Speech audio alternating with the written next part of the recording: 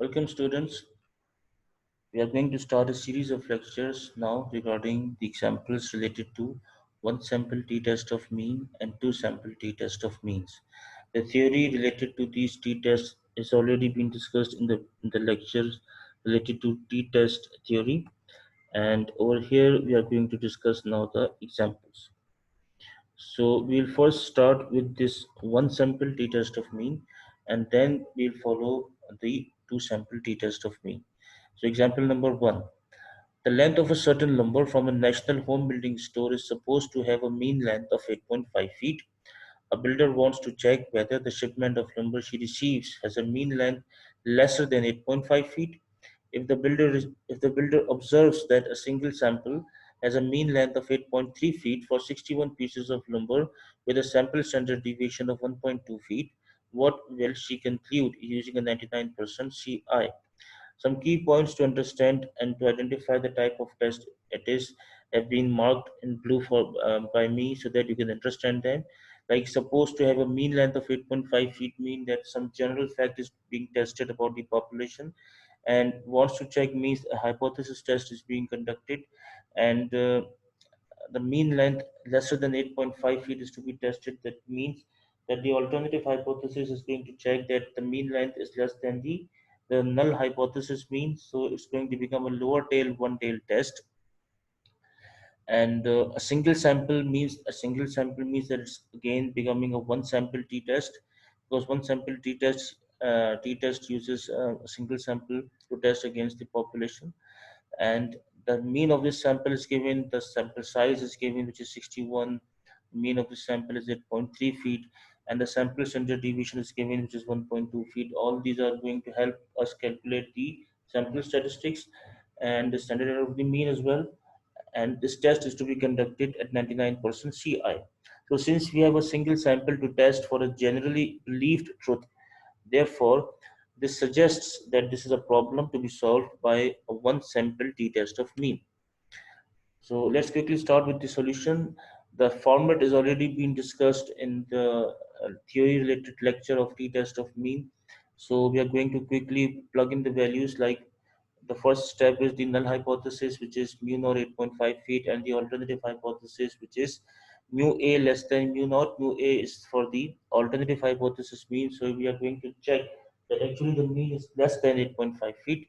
So this suggests that it is a lower tail and one tail test of mean. In the step 2, we find sample statistics. Most of them are given to us, like sample size 61 is given, sample mean which is x bar is 8.3 feet, which is given, and SEM is calculated by s upon root n, which is 1.2 divided by root 61, which is 0.1536. Next is the step 3, which is sample statistics. Using the sample statistics, finding the t-value, we symbolize is it with ts, and again by the CLT we make use of this equation, x power minus b naught s upon root n. Now please note this thing, that in this equation we have x power being subtracted from mu naught being subtracted from x power, and mu naught is the null hypothesis mean, right?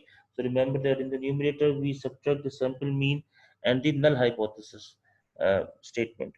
So when we plug in the values, we get minus 1.3020, which is a negative number. Then we find the critical t value. The critical t value comes out from the table, and for this purpose we need the confidence interval as well as the df. So since it's a one tail test, so we look into the row of one tail, and 99% CI means that 0.01 is the level of significance. So one tail and 0.01 probability marks as the column. So just mark with the red arrow pointing downwards. Then the row, what's going to become the row? We know that the sample size is 61, so this means that the DF is going to be n minus 1, which is 61 minus 1, which is 60. So the row is 60, and the intersection of these two gives a value which is 2.390. Now please note this thing, that although this t table gives only the positive values, but the same applies to the negative values as well.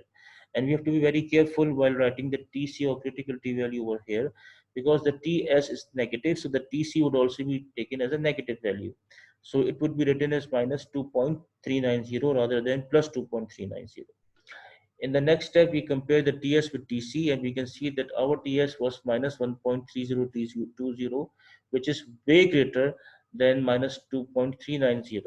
So what does it mean? It means that if you look into this distribution of the sampling distribution of mean of H naught, we have this critical T value which is minus 2.3090 somewhere very away on the left hand side of the curve, and on the right of this we have the green marker indicating the TS value, the T value obtained from the sample statistics, and this is minus 1.3020.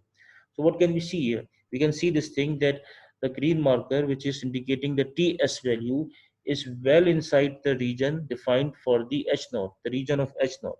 It is not in the region of rejection. So it means that our sample belong to the null hypothesis population, and since our sample belongs to the null hypothesis population, therefore in step 6 we cannot reject our null hypothesis because our sample belongs to that population.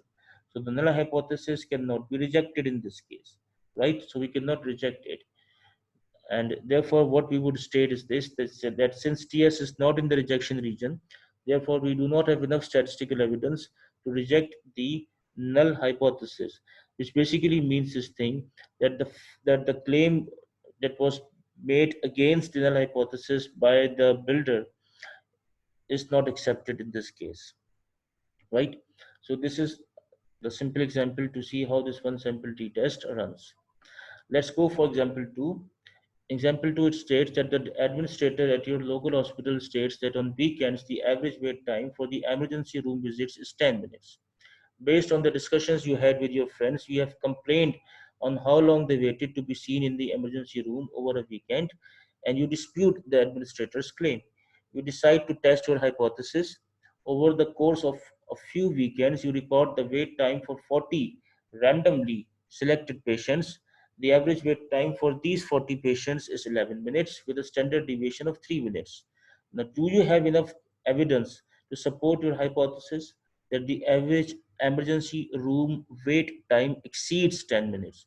You opt to conduct the test at a 5% level of significance. Again, to identify, explore the problem, I've highlighted some key phrases from this question. Like, for example, the average wait time is 10 minutes means, again, this is a generally accepted fact to be true value, and you are going to test against it because you dispute the administrator's claim, so something is being tested against this claim, and you decide to test your hypothesis. So it's a hypothesis test, and again we can see a single sample is being taken having a sample size of 40 and the average value of 11 at the standard deviation of 3, and the alternative hypothesis type would be what? It is written that exceeds 10 minutes, right? The average room wait time exceeds 10 minutes. This is the claim of the researcher. So this means that it's going to become an upper tail, one tail test, right? That mu A is basically greater than mu naught type of thing. And all this to be done at 5% level of significance, that it then basically it means that at 95% confidence interval. So since we have a single sample to test for a generally believed truth, therefore this suggests that this is a problem to be solved by a one sample t-test of mean. So quickly we move on to the solution. We know the format already. We write the null hypothesis, which is mu naught equals to 10 minutes. We write the alternative hypothesis, which is mu A is greater than mu naught. This suggests that it is a one tail and upper tail test of mean, because we are going to test against the claim that actually the wait time is not just 10 minutes, it is greater than 10 minutes. Step 2 gives the sample statistics. We have sample size 40, capital N is 40, sample mean x bar is 11 minutes, and SEM is S upon root n, which is 3 upon root 40, gives which is 0.4743. In step 3, we find the t value from the sample statistics, and we write it as TS using the CLT. This is the t-score equation, already discussed previously quite a lot many times, and the TS comes out to be 2.1083. In step 4, we find the critical t value using a significance level of 0.05 at one tail and df being 39, because n minus 1 is 40 minus 1 39. So we look into the table on one tail row and 0.05 probability, and 30 is the df taken from the table because we do not have any value which is greater than 30 and less than 40. Uh, so we do not have a 39 value actually. So this value comes out to be 1.697. So critical T value is 1.697. And when we compare this TS and TC, we can see quite easily over here that the TS is way greater than TC. That is 2.1083 is much greater than 1.697. And this basically means what? This basically means that our TS is lying in the region of rejection, right? Because this is the region of rejection. Greater value than TC is the region of rejection, as can be seen from the figure as well. So since TS is in the region of rejection, therefore we have enough statistical evidence to reject the null hypothesis. Or in other words, the claim about the wait time that it is 10 minutes is easily rejected over here. So that's the example for, again, a second example for the one sample t-test of mean. Let's move on to example number 3. A manufacturer of light bulbs claims that his bulbs will burn on average 500 hours. A customer takes a sample of 25 bulbs to test this claim to be different from stated value of 500 hours. What conclusion should the customer draw from a sample that has a mean of 518 hours and a sample standard deviation of 40 hours? Test your hypothesis or test your result at 90% confidence interval. So again, we mark some key ideas from this question, like there's a claim about 500 average hour value or 500 average, the claim of 500 hours, the average value by the manufacturer. And since this is a generally accepted truth, it's going to be tested. So it suggests that it's going to become a one sample t test. A customer takes a sample, again further supporting our idea that this is a one sample t test, because a single sample is taken having a sample size of 25. And using this sample we are going to test that the the burn time is different from the stated value. So this is going to become a two-tailed test, because the different keyword shows that it is just not equal to, right? The sample mean is given, which is 518. The sample standard deviation is given, which is 40. And we have to test our hypothesis at 90% confidence interval, meaning at point 1 level of significance. So since we have single sample to test for a generally accepted truth or generally believed truth, therefore this suggests that this is a problem to be solved by a one sample t-test of mean. So quickly we move on to the solution. The template is same, the skeleton is same of the solution. That first we write H naught, which is 500 hours, mu naught equals to 500 hours, like this, and HA is mu A is not equals to mu naught, which suggests that this is a two-tailed test of mean. We find the sample statistics in the second step, N25 given, which is the sample size. Sample mean X bar 518 given, SEM is S upon root N, so 40 upon root 25 means 8.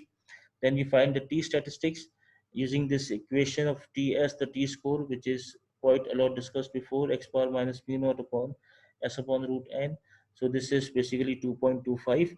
Next, we find the critical t value using a CI of 90% and DF of 25 minus 124. We look into the table and we see that in a row of 24, at a row of 24, and we have at a row of 24 we have to look into, and then at the row of two tails and column of basically point 1, which is for the 90% confidence interval, we get a value which is 1.711. So 1.711 is the critical T value, and comparing with TS, we can see that our TS, which is 2.25, is way greater than critical T value, which is 1.711. So what does it mean? It means that our TS again is lying in the region of rejection, which is not part of the H naught population, rather it is part of some other population, and that population is of alternative hypothesis. So since TS is in the region of rejection, therefore we have enough statistical evidence to reject the null hypothesis, H naught, which basically means what? It basically means that yes, the average burn time is different from the claimed burn time in the null hypothesis. So these were some few simple examples related to one sample t-test. I hope you understand them. If you have any queries, you can write down in the comments. And in the later lectures, we will see the examples related to the two sample t-test of means. Thank you very much, students. Stay safe, stay healthy.